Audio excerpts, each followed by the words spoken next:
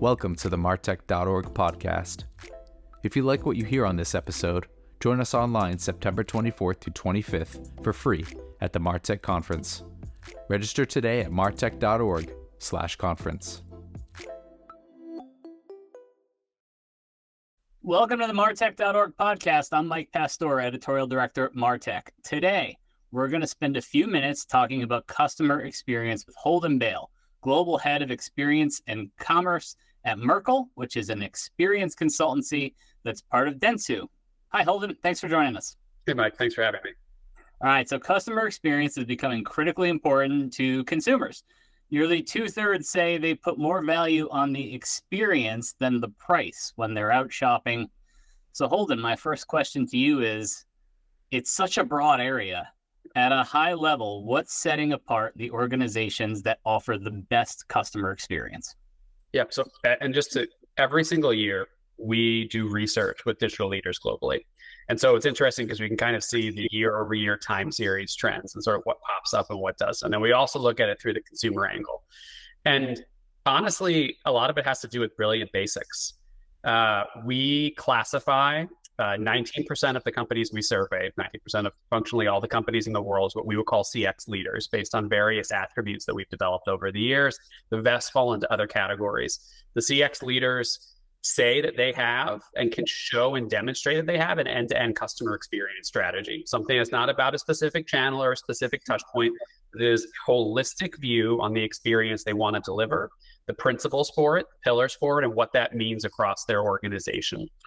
For the most part, CX leaders, their investment decisions are much more driven by customer feedback than other types of companies. They'll look at a lot of other companies. They're looking at what their competitors are doing. They're thinking about the finance pressure they're under. There's a big statistical difference in CX leaders in terms of focus on consumer feedback and how that bakes into their processes and their strategic initiatives.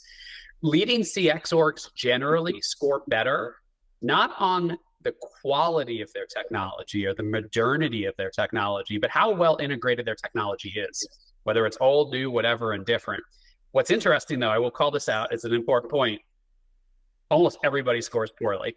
Almost everybody thinks that their technology integration is terrible. So you're kind of doing better, but it's better in a pretty bad category. And the final thing, and the numbers for this is a brand new criterion for us because we've been doing more and more AI work the last few years.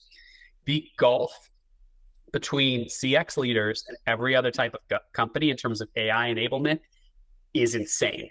It is enormous. 72% of CX leaders say they've implemented some sort of AI-driven technology that drives the customer experience. All of the other categories are in the 30s. It is far and away the biggest percentage difference in our analysis. Wow, that's impressive.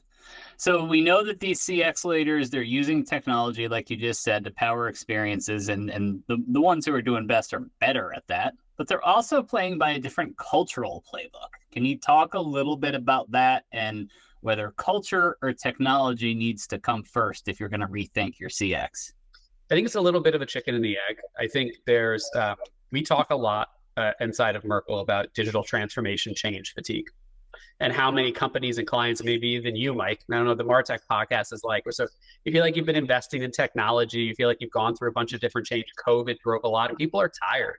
And if we look at most of the clients we work with, we think we do a pretty good job for, we do a better job than our competitors. Even they say, we're making very scaled investments in technology. We're not necessarily seeing the ROI we expected. We're not necessarily seeing the digital laggards catch up to the digital leaders like an Amazon or an Apple or an Alibaba.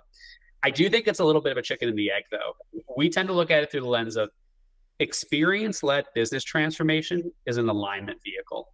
You need the right human capital, but you also need the right technology. One of the things we look for and we talk about a lot is with our clients trying to drive this notion of agility should be a board level metric. Because once COVID happened, all of a sudden, everybody started talking about agility in earnings calls.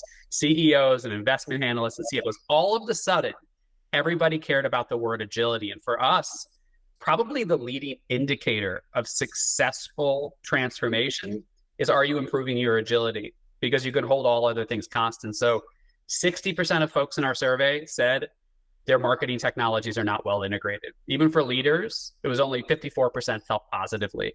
When I talk to chief digital officers, chief technology officers, chief marketing officers, about half of them say it's their org, their process, and their incentives, not their technology.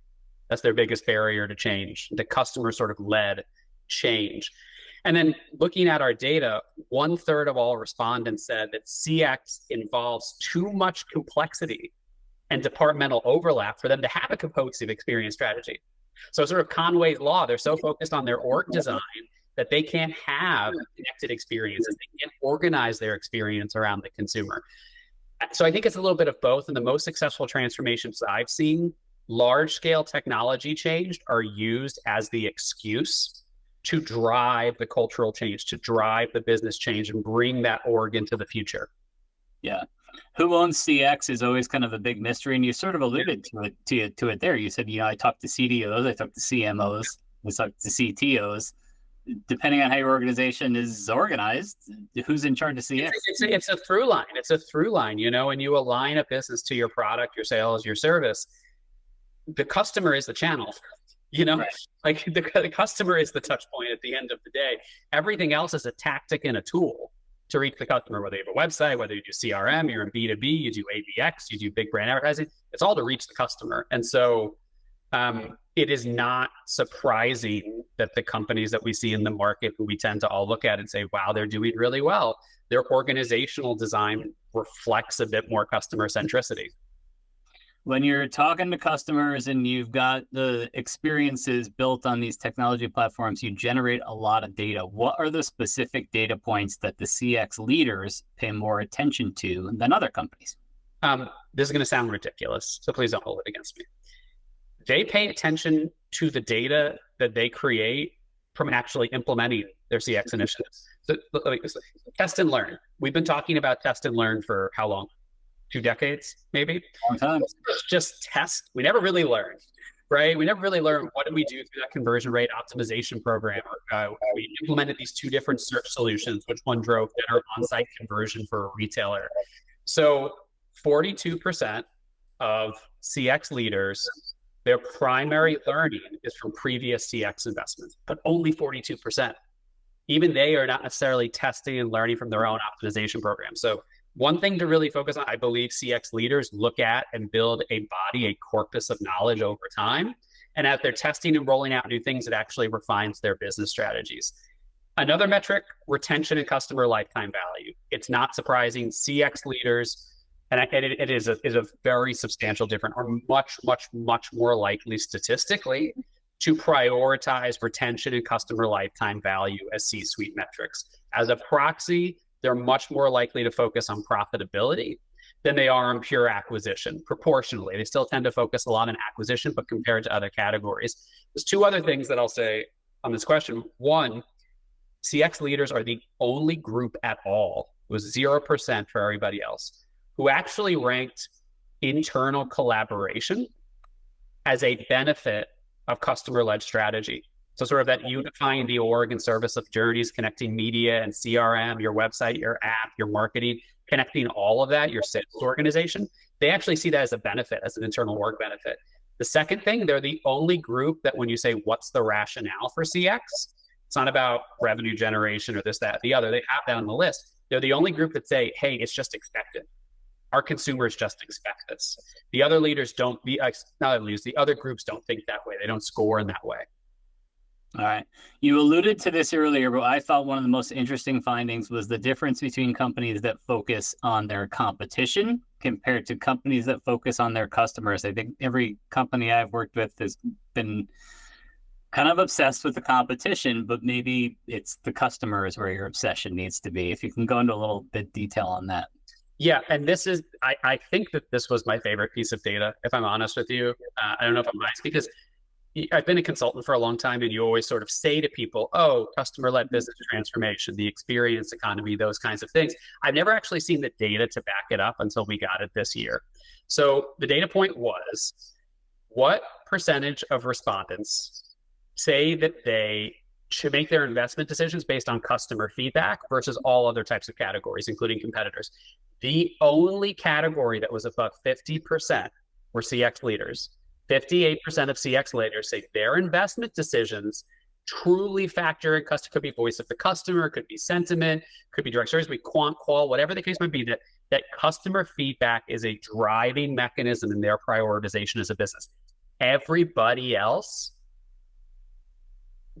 way below. The next category was 41, but the rest are all below 30.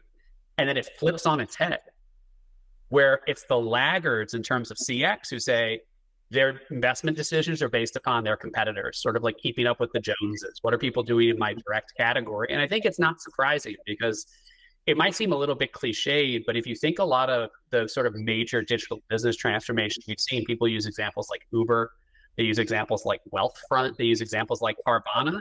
Those three companies did not change the underlying business model of digital brokerage services, of basically rideshare services, and of buying cars online. They changed the UX, they changed the experience paradigm. That's how they disrupted the industry.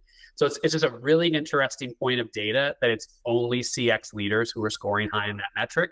And even they are not as far along as we'd hope to see. We'd hope that number would be much greater than 58% in future years. Yeah, you engage with your customers every day.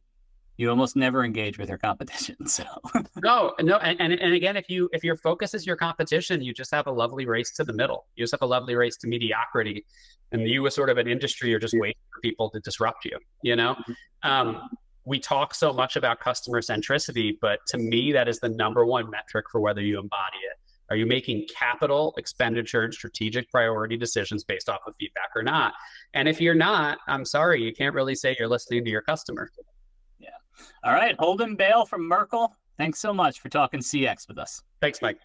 Did you like what you heard on this episode?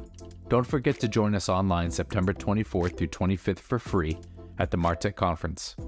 Register today at martech.org/conference.